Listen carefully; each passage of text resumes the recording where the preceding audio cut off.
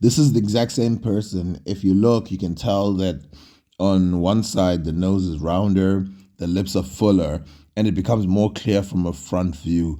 This is very consistent with the look of the Amarna period. But if you look at the relatives of Nefertiti, then it will become more obvious that this one on the right is completely out of place and it makes no sense for their features.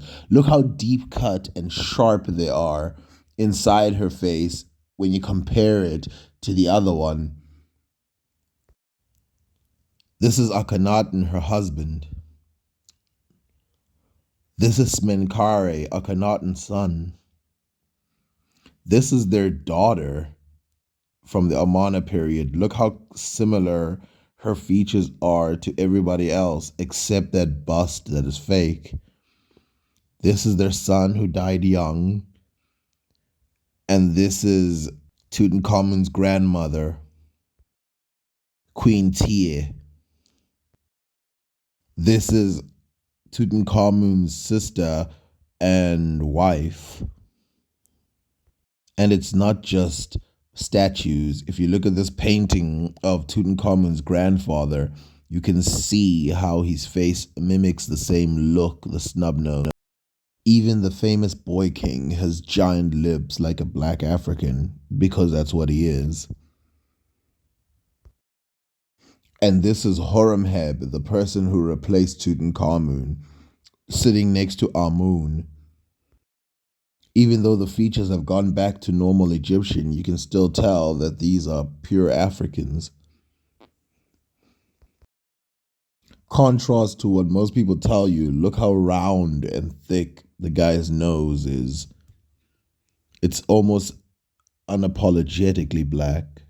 Something that I didn't feel like mentioning, but I guess I should, is the skin color of all of these people. Keep in mind, it's brown as hell, even for the females, where they usually say they're depicted yellow.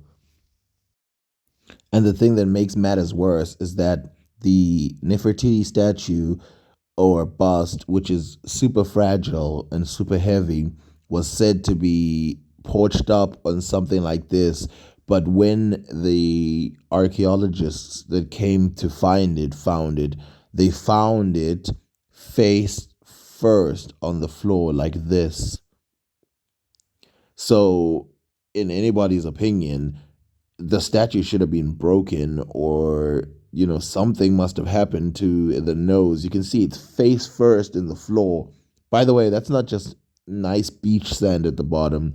There's stone and all kinds of stuff.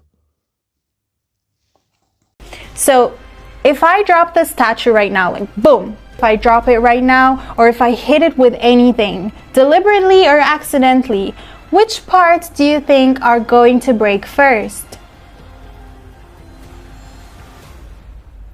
If you said the most protruding parts, you are correct. Something like this cobra head on the headdress, things like the nose, the chin piece, for example, any part that is much thinner and more protruding has a higher chance of being broken. And there you have it. Boom, the nose is gone. And of course, not to mention the fact that in her paintings and wall engravings, her nose never protrudes beyond her mouth, almost very typical for African features. Ask yourself a real question. If you saw these two statues next to each other, would you really say, oh, look, that's the exact same person?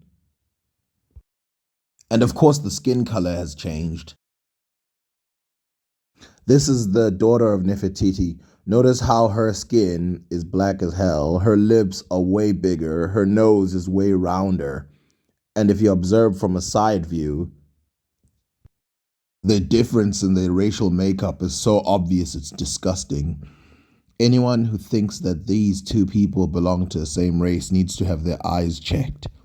Unless you compare it to the original engraving. And you can see that even the children have this exact same face. It's not an accident.